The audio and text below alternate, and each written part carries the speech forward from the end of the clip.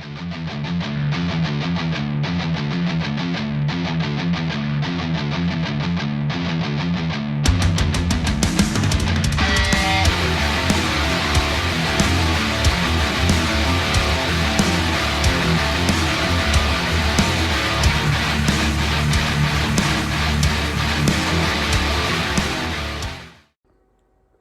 guys, welcome back to another episode of Tubby Guy Outdoors. In this episode, we're going to show you how I make venison sausage patties. You can either use them, as breakfast sausages or sausage on a bun, whatever you want to do with it. But that's what we're going to show you. Before we get into the video, I'm going to spin around here. I know I do this to you guys all the time. My apologies, but one of my subscribers noticed in the background of a video that I had shot that buck. So Todd, that's the big boy there.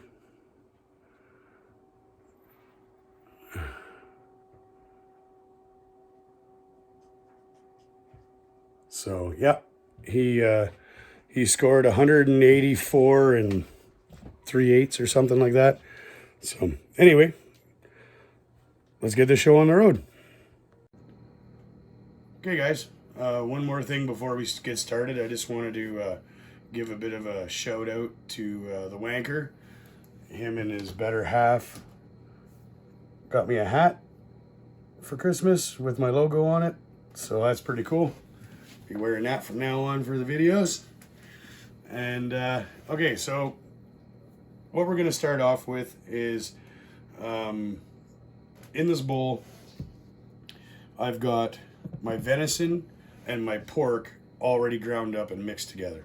So what I like to do is when things go on sale at the grocery store, you can usually get like a full pork shoulder.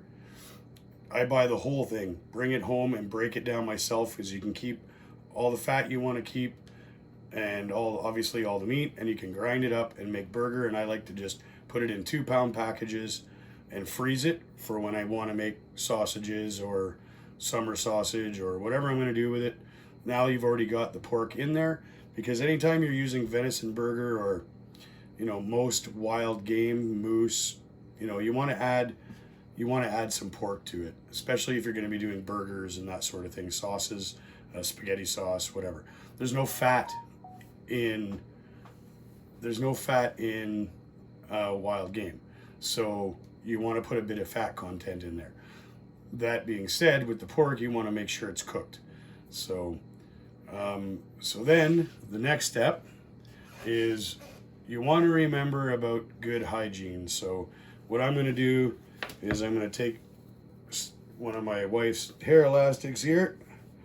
We're going to tie this back and try not to get any hair in our food. And then I'm also going to wash my hands really good. And you can wear rubber gloves if you want. I've always hated wearing gloves. So it's not like I'm gutting the animal. We're just working our way at it here, preparing it. So that being said, wash your hands really good, and then we'll be good to go.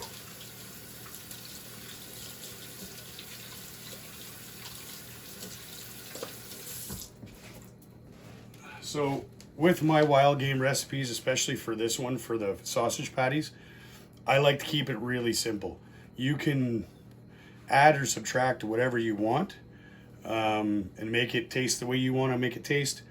I prefer to be able to taste the wild game and not hide it with heavy, overpowering flavors like sage or anise or any of those things. So I like to keep it really super simple. So the first thing we're going to do is I've got about 1/2 to 3/4 of a cup of cold water. We're just going to put that in there and we're going to mix it around. What that's going to help do is when you put your ingredients in, it's going to help mix it. And the mixing process is really the big important part, because you don't want one sausage patty to have most of the salt in it or most of the pepper in it or whatever, right? So I'm going to get that mixed in there pretty good. And then I'm going to add my salt. And in here I have about a tablespoon and a quarter of salt. If you find it too salty, you know, you can always, or not salty enough, you can always add salt, but you can't take it away once it's in there. So I like to not overpower it. I like to just use it sparingly. And again, you know, you have to remember, you can change it to suit your taste. You can add more or less after you try it.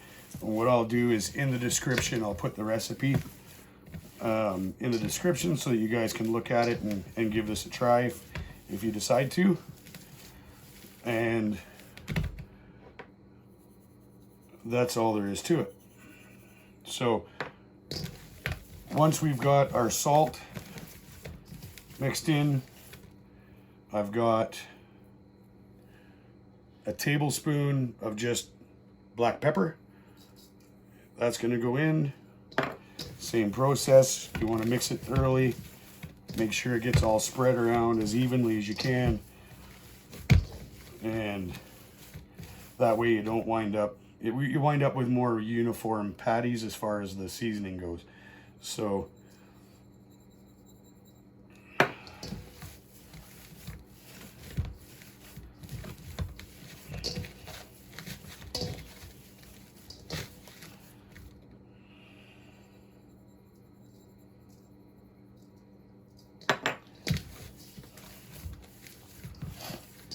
just keep mixing it.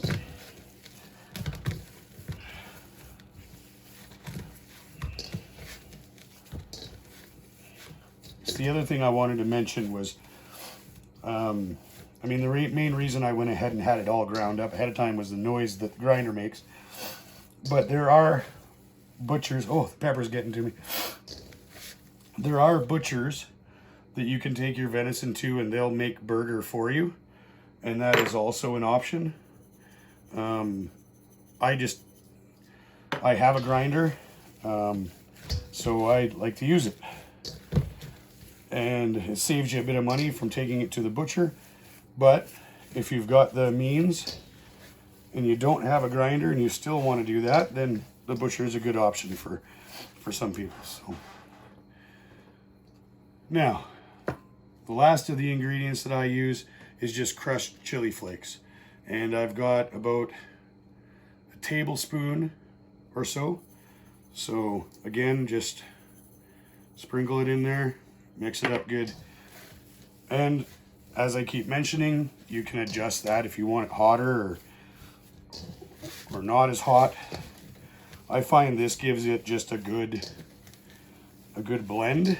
So you've got a little bit of heat in there, not much, but it just adds to the flavor a little bit without overpowering the venison. So I don't remember if I mentioned, but this is a 5-pound batch. So these spices will work in this combination for 5 pounds of meat. So, okay. So now that we have that all blended together, what we're going to do is take a piece of meat wrap, and I think you can see behind me this roll of meat wrap. You can get that meat wrap just about anywhere. I got that one from our local butcher shop. They just sold me the roll. As far as I know around here anyway, I think you can get it at places like TSC, Canadian Tire, but you know, I prefer to, a lot of the stuff that I try to do locally. So local butcher shop, go grab it from them. So, and then we're just going to take some of this mixed up burger, and what I use is this 1/4 pound burger press, I guess you want to call it. Just makes quarter-pound burgers when you fill it up. And the one thing that I find handy when you're using this little gizmo is they're a great little contraption, but it tends to stick in there when you get it packed in. So I give it a little spray of like cooking or non-stick cooking spray type stuff. That's entirely up to you. You don't have to do that, but it makes the patties come out that much easier. So then what we do is you get a couple of them made here.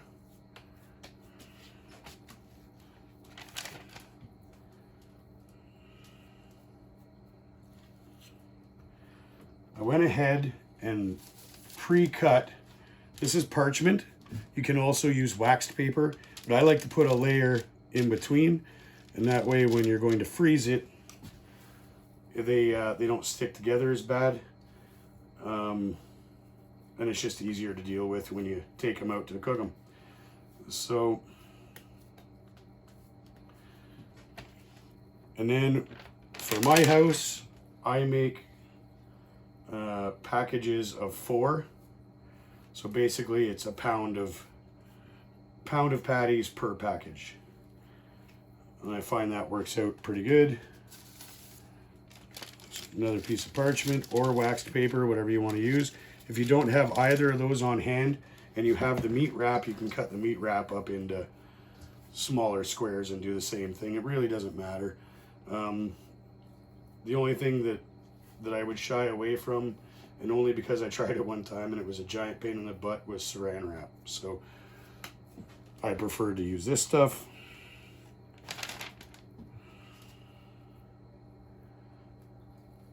And there we go. So now we have our 4 patties. Just going to slide that to the middle, and we're just going to wrap it up.